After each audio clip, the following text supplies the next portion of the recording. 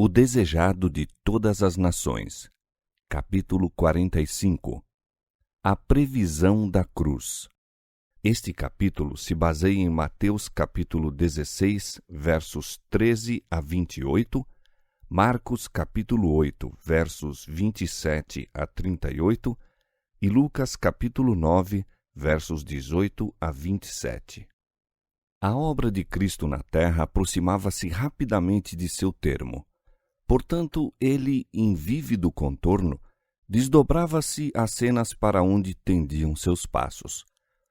Mesmo antes de se revestir da humanidade, vira toda a extensão da estrada que devia trilhar a fim de salvar o que se havia perdido. Toda a angústia que lhe dilacerou o coração, todo o insulto atirado à sua fronte, toda a privação que foi chamado a suportar, tudo lhe foi exposto antes de deixar de lado a coroa e as vestes reais e descer do trono para revestir sua divindade com a humanidade. A vereda que se estendia da manjedoura ao Calvário estava toda diante de seus olhos. Conhecia a angústia que dele se havia de apoderar. Sabia tudo e, todavia, disse: Eis, aqui venho. No rolo do livro está escrito de mim: Deleito-me em fazer a tua vontade, ó Deus meu. Sim, a tua lei está dentro do meu coração. Salmo 40, versos 7 e 8. Via sempre diante de si o resultado de sua missão. Sua vida terrestre, tão cheia de fadiga e sacrifício, era alegrada pela perspectiva de que todo o seu trabalho não seria em vão. Dando a própria vida pela vida dos homens, reconquistaria o mundo a lealdade para com Deus. Conquanto devesse primeiro receber o batismo de sangue, embora os pecados do mundo lhe devessem pesar sobre a alma inocente, se bem que a sombra de indizível aflição sobre ele impendesse, todavia, pelo gozo que lhe estava proposto, preferiu sofrer a cruz e desprezar a afronta. Dos escolhidos companheiros de seu ministério, essas cenas a ele patenteadas se achavam ainda ocultas. Perto estava, porém, o tempo em que lhe deviam testemunhar a agonia. Deviam ver aquele a quem amavam e em quem confiavam, entregue às mãos dos inimigos e pendurado à cruz do Calvário. Em breve os deixaria ele para enfrentarem o mundo sem o conforto de sua presença visível. Jesus sabia quão acerbamente os perseguiriam o ódio e a incredulidade e desejava prepará-los para as provações. Jesus e os discípulos haviam então chegado a uma das cidades nas cercanias de Cesareia de Filipo. Encontravam-se além dos limites da Galiléia, numa região em que predominava a idolatria. Ali os discípulos foram afastados da dominante influência do judaísmo, sendo postos em mais íntimo contato com o culto pagão. Em torno deles se achavam representadas formas de superstição que existiam em todas as partes do mundo. Jesus desejava que a visão dessas coisas os levasse a sentir a própria responsabilidade para com os pagãos. Durante sua estada nessa região, buscou abster-se de ensinar o povo, dedicando-se mais plenamente aos discípulos. Estava para lhes dizer os sofrimentos que o aguardavam. Antes disso, porém, afastou-se sozinho e orou para que seus corações estivessem preparados para receber-lhe as palavras. Depois de reunir-se a eles, não lhes comunicou imediatamente aquilo que lhes desejava participar. Antes de fazê-lo, ofereceu-lhes o ensejo de confessar sua fé nele, a fim de se fortalecerem para a próxima provação. Perguntou-lhes: Quem dizem os homens ser o Filho do Homem? Com pesar foram os discípulos forçados a admitir que Israel deixara de reconhecer seu Messias. Alguns, na verdade, ao lhe verem os milagres, haviam declarado que ele era o filho de Davi. As multidões que foram alimentadas em Betsaida desejaram proclamá-lo rei de Israel. Muitos estavam dispostos a aceitá-lo como profeta, não criam, porém, que fosse o Messias. Jesus formulou agora uma segunda pergunta com respeito aos próprios discípulos. E vós, quem dizeis que eu sou? Pedro respondeu: Tu és o Cristo, o Filho do Deus vivo. Desde o princípio, Pedro crera que Jesus era o Messias. Muitos outros que foram convencidos pela pregação de João Batista e aceitaram a Cristo, começaram a duvidar da missão de João quando ele foi preso e morto.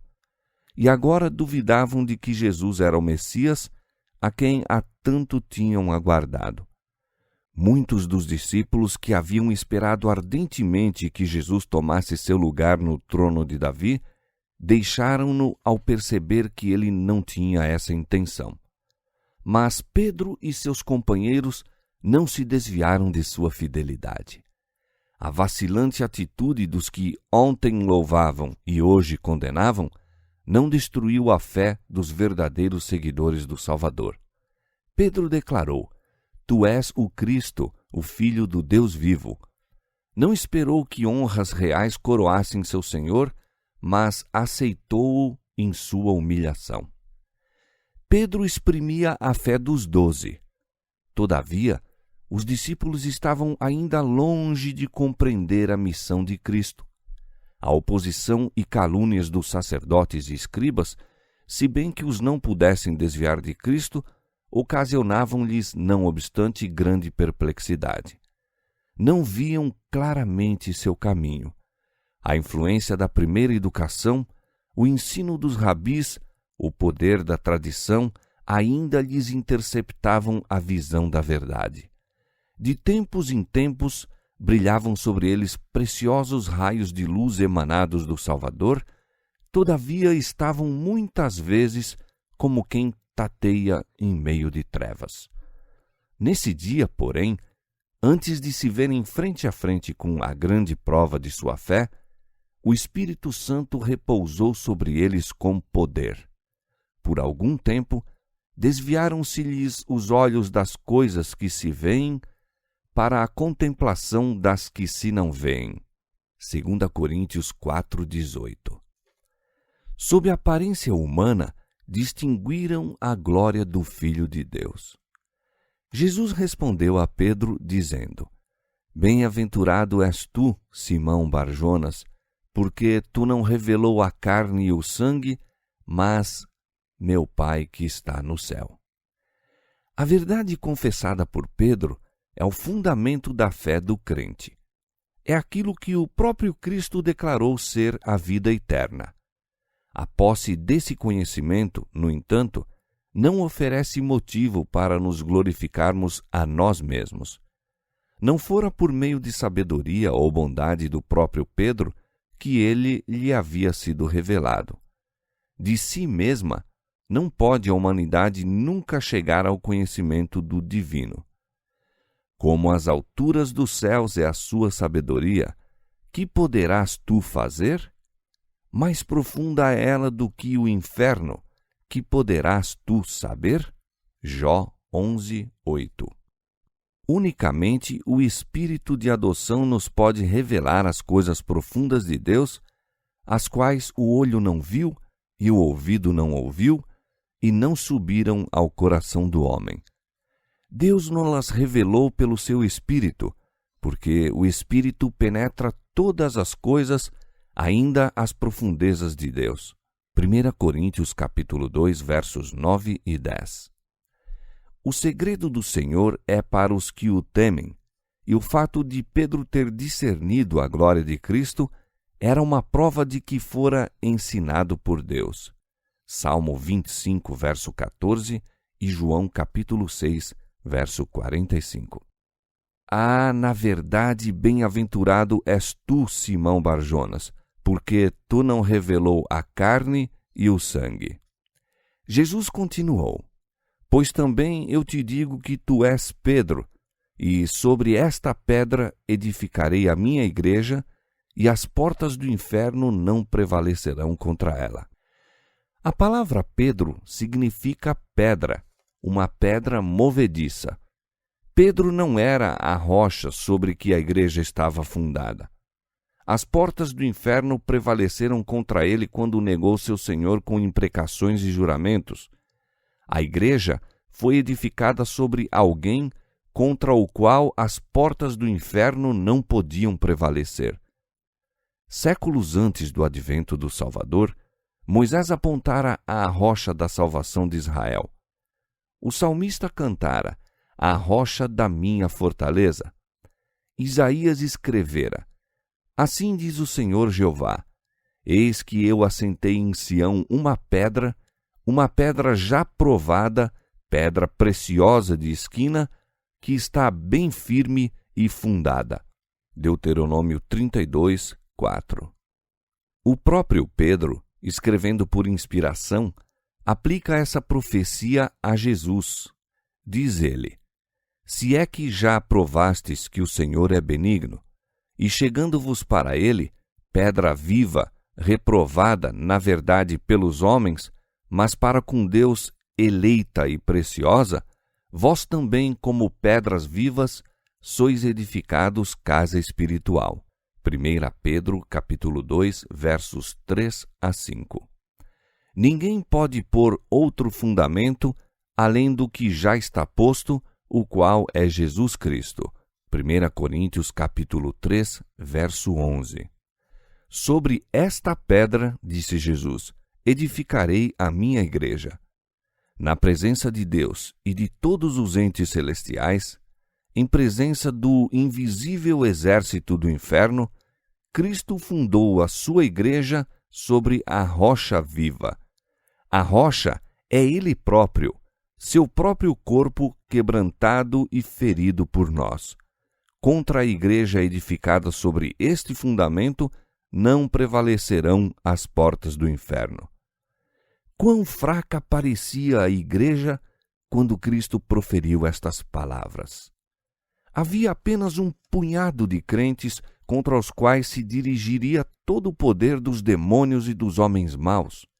Todavia, os seguidores de Cristo não deveriam temer.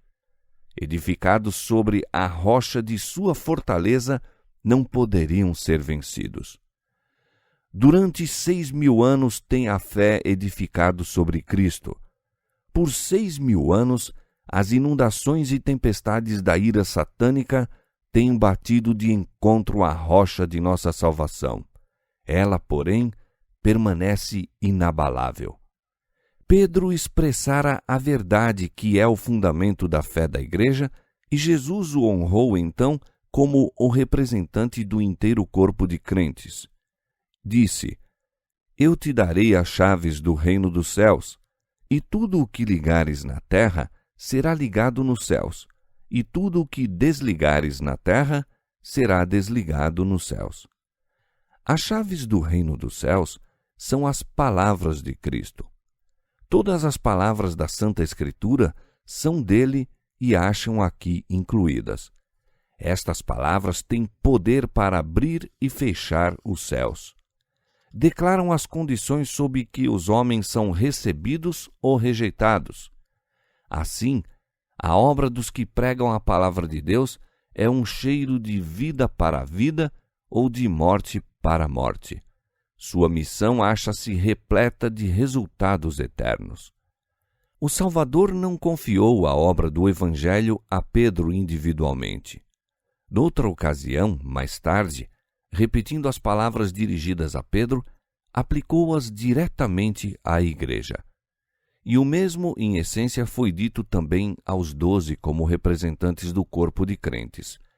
Se Jesus houvesse delegado qualquer autoridade especial a um dos discípulos, de preferência aos outros, não os encontraríamos tantas vezes questionando acerca de quem seria o maior. Ter-se-iam submetido ao desejo do Mestre e honrado aquele que ele escolhera.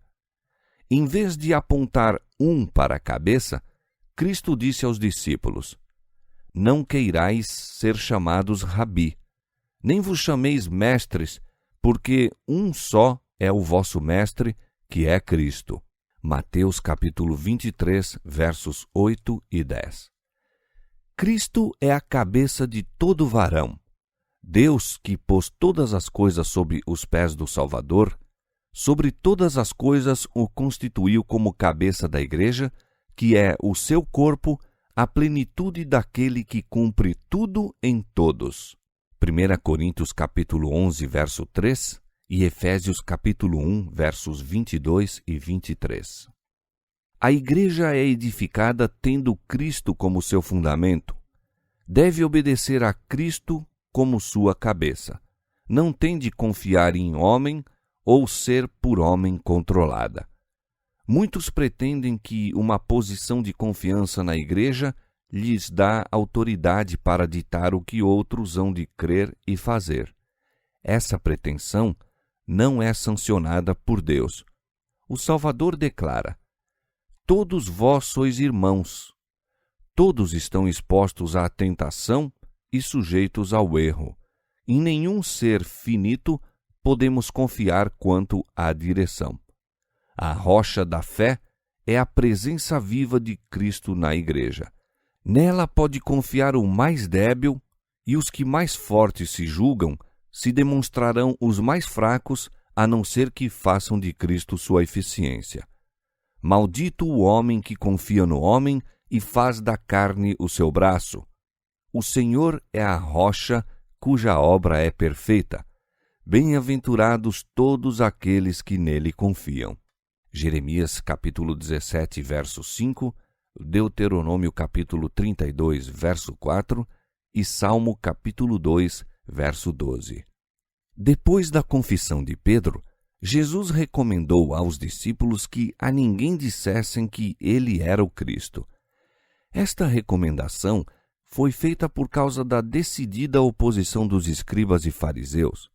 Mas ainda o povo, e até mesmo os discípulos, tinham tão falso conceito do Messias que um anúncio público do mesmo não lhes daria ideia exata de seu caráter e de sua obra. Mas dia a dia ele se lhes estava revelando como Salvador e assim desejava dar-lhes uma genuína concepção de si mesmo como o Messias. Os discípulos ainda esperavam que Cristo reinasse como príncipe temporal. Conquanto ele houvesse por tanto tempo ocultado seu desígnio, acreditavam que não permaneceria para sempre na pobreza e obscuridade. Aproximava-se o tempo em que estabeleceria o seu reino. Que o ódio dos sacerdotes e rabis jamais arrefecesse, que Cristo houvesse de ser rejeitado por sua própria nação, condenado como enganador e crucificado como malfeitor, este pensamento nunca os discípulos abrigaram. Mas vinha chegando a hora do poder das trevas e Jesus precisava revelar aos discípulos o conflito que se achava diante deles. Estava triste, antecipando a prova. Até então, abstivera-se de dar-lhes a conhecer qualquer coisa relativamente a seus sofrimentos e morte. Em sua conversa com Nicodemos, dissera: como Moisés levantou a serpente no deserto, assim importa que o Filho do Homem seja levantado, para que todo aquele que nele crê não pereça, mas tenha a vida eterna. João capítulo 3, versos 14 e 15. Mas os discípulos não ouviram isso, e ouvisse-no embora, não haveriam compreendido. Agora, porém, estiveram com Jesus, ouvindo-lhe as palavras, testemunhando-lhe as obras, até que, não obstante a humildade de seu ambiente e a oposição dos sacerdotes e do povo, foram capazes de se unir a Pedro no testemunho. Tu és o Cristo, o Filho do Deus vivo. Chegou então o momento para correr o véu que ocultava o futuro. Desde então, começou Jesus a mostrar aos discípulos que convinha ir a Jerusalém e padecer muito dos anciãos e dos principais dos sacerdotes, dos escribas, e ser morto e ressuscitar ao terceiro dia. Mudos de angústia e espanto, escutaram os discípulos. Cristo aceitara o reconhecimento por parte de Pedro de sua filiação de Deus, e agora Suas palavras indicativas dos sofrimentos e da morte que o aguardavam pareciam incompreensíveis. Pedro não se pôde conter. Tomando o mestre à parte, como a querer subtraí-lo à impendente condenação, exclamou: Senhor, tem compaixão de ti. De modo nenhum te acontecerá isso. Pedro amava seu Senhor, mas Jesus não o louvou por assim manifestar o desejo de o escudar contra o sofrimento. As palavras de Pedro não eram de molde a ajudar e consolar Jesus na grande prova que estava diante dele. Não estavam em harmonia com o desígnio de Deus, de graça para com o mundo perdido, nem a lição de sacrifício que Jesus viera ensinar com seu próprio exemplo. Pedro não desejava ver a cruz na obra de Cristo. A impressão que suas palavras haviam de causar era inteiramente contrária à que Cristo desejava produzir no espírito de seus seguidores, e o Salvador foi compelido a proferir uma das mais severas repreensões que já lhe caíram dos lábios. Para trás de mim, Satanás, que me serves de escândalo, porque não compreende as coisas que são de Deus, mas só as que são dos homens. Satanás buscava desanimar a Jesus e desviá-lo de sua missão, e Pedro, em seu cego amor, estava sendo o porta-voz da tentação. O príncipe das trevas fora o autor do pensamento. Por trás daquele impulsivo apelo, achava-se sua instigação. No deserto, Satanás oferecera a Cristo o domínio do mundo sob a condição de abandonar a vereda da humilhação e do sacrifício. Apresentava agora a mesma tentação ao discípulo de Cristo. Estava procurando fazer Pedro fixar o olhar na glória terrestre para que não visse a cruz a que o Salvador lhe desejava atrair os olhos. E por intermédio de Pedro, Satanás novamente insistia na tentação contra Jesus. Mas ele não lhe deu ouvidos. Pensava no discípulo. Satanás interpusera-se entre Pedro e seu mestre para que o coração do discípulo não fosse tocado ante a visão da humilhação de Cristo por ele. As palavras de Cristo foram dirigidas não a Pedro, mas àquele que o estava tentando separar do Redentor. Para trás de mim, Satanás. Não te continues a interpor entre mim e meu errado servo. Deixa-me estar face a face com Pedro, para que lhe possa revelar o ministério do meu amor. Foi para Pedro uma lição amarga, lição que não aprendeu senão vagarosamente, essa de que a estrada de Jesus na terra se estendia através de agonias e humilhações. O discípulo recuava da comunhão com o Senhor nos sofrimentos, mas no ardor da fornalha havia ele de descobrir-lhe as bênçãos. Muito tempo depois, quando sua figura ativa se achava curvada ao peso dos anos e labores, escreveu: Amados, não estranheis a ardente prova que vem sobre vós para vos tentar, como se coisa estranha vos acontecesse, mas alegrai-vos no fato de serdes participantes das aflições de Cristo, para que também na revelação da sua glória vos regozijeis e alegreis. 1 Pedro capítulo 4, versos 12 e 13. Jesus explicou então aos discípulos que sua própria vida de abnegação era um exemplo do que a deles deveria ser. Chamando para junto de si os discípulos e o povo que o estivera rodeando, disse: Se alguém quiser vir após mim, renuncie-se a si mesmo, tome sobre si a sua cruz e siga-me. A cruz estava associada ao poder de Roma. Era um instrumento da mais cruel e humilhante forma de morte. Exigia-se dos mais vis criminosos que levassem a cruz ao lugar da execução e muitas vezes, quando lhe iam colocar nos ombros, resistiam com desesperada violência até que fossem subjugados e o instrumento de tortura sobre eles posto. Mas Jesus pedia a seus seguidores que tomassem a cruz e a conduzissem após ele. Para os discípulos, suas palavras, conquanto imperfeitamente compreendidas, indicavam que se deviam submeter à mais acerba humilhação, submeter-se mesmo à morte por amor de Cristo. Nenhuma entrega mais completa poderiam haver expresso as palavras do Salvador, mas tudo isto aceitara por eles. Jesus não reputou o céu em lugar desejável enquanto nos achávamos perdidos. Deixou as cortes celestes por uma vida de vitupério e insultos e uma ignominiosa morte. Aquele que era rico nos apreciáveis tesouros celestes tornou-se pobre a fim de, pela sua pobreza, nos tornarmos ricos. Cumpre-nos seguir a vereda por ele trilhada. Amor às almas porque Cristo morreu significa a crucifixão do próprio eu. Aquele que é filho de Deus deve, daí em diante, considerar-se um elo na cadeia baixada para salvar o mundo, um com Cristo em seu plano de misericórdia, indo com ele em busca dos perdidos para o salvar. O cristão deve sempre ter presente que se consagrou a Deus e que seu caráter deve revelar Cristo perante o mundo. O espírito de sacrifício, a simpatia, o amor manifestado na vida de Cristo devem reaparecer na existência do obreiro de Deus.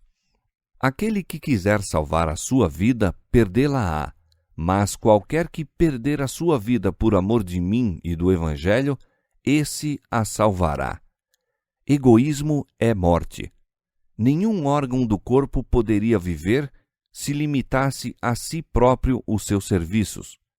O coração, deixando de enviar o sangue vital à mão e à cabeça, perderia rapidamente a força. Como nosso sangue, assim é o amor de Cristo difundido por toda a parte através de seu corpo místico. Somos membros uns dos outros, e a alma que se recusa a dar, perecerá. E que aproveita ao homem ganhar o mundo inteiro, disse Jesus, se perder a sua alma? Ou que dará o homem em recompensa de sua alma? Para além da pobreza e humilhação do presente, apontava ele aos discípulos sua vinda em glória, não no esplendor de um trono terrestre, mas com a glória de Deus e as hostes do céu. E então disse ele: dará a cada um segundo as suas obras. E para animá-los, fez a promessa: em verdade vos digo que alguns há, dos que aqui estão, que não provarão a morte até que vejam ver o Filho do Homem no seu reino. Mas os discípulos não compreenderam suas palavras. A glória parecia muito distante. Tinham os olhos fixos na visão mais próxima, a vida terrena de pobreza, humilhação e sofrimento. Deverá ser abandonada a sua brilhante expectativa do reino do Messias? Não deveriam eles ver seu Senhor exaltado ao trono de Davi? Seria possível que Cristo devesse viver como humilde peregrino, sem lar, devendo ser desprezado, rejeitado e condenado à morte? O coração confrangeu-se-lhe de tristeza, pois amavam o Mestre. Também a dúvida lhes assaltava o espírito, pois parecia incompreensível que o Filho de Deus houvesse de estar sujeito a tão cruel humilhação. Cogitavam por que haveria ele de ir a Jerusalém enfrentar o tratamento que lhes dissera havia de receber ali. Como se poderia resignar a tal sorte e deixá-los entregues a uma treva mais densa que aquela em que tateavam antes que se lhes revelasse? Na região de Cesareia de Filipo, raciocinavam os discípulos, Cristo se achava fora do alcance de Herodes e Caifás. Nada tinha a temer do ódio dos judeus, nem do poder dos romanos. Por que não trabalhar ali, à distância dos fariseus? Por que necessitaria de se entregar à morte? Se lhe cumpria morrer, então como era que seu reino se devia estabelecer tão firmemente que, as portas do inferno não prevaleceriam contra ele? Para os discípulos, isto era, na verdade, um mistério. Estavam então jornadeando ao longo da costa do mar da Galileia, em direção à cidade em que todas as suas esperanças haviam de ser esmagadas. Não ousavam objetar a Cristo, mas falavam entre si, em voz baixa e triste, a respeito do que seria o futuro. Mesmo por entre suas interrogações, apegavam-se à ideia de que qualquer circunstância imprevista poderia desviar a condenação que parecia aguardar a seu Senhor. Assim, durante 6 longos e sombrios dias, se entristeceram e duvidaram, esperaram e temeram.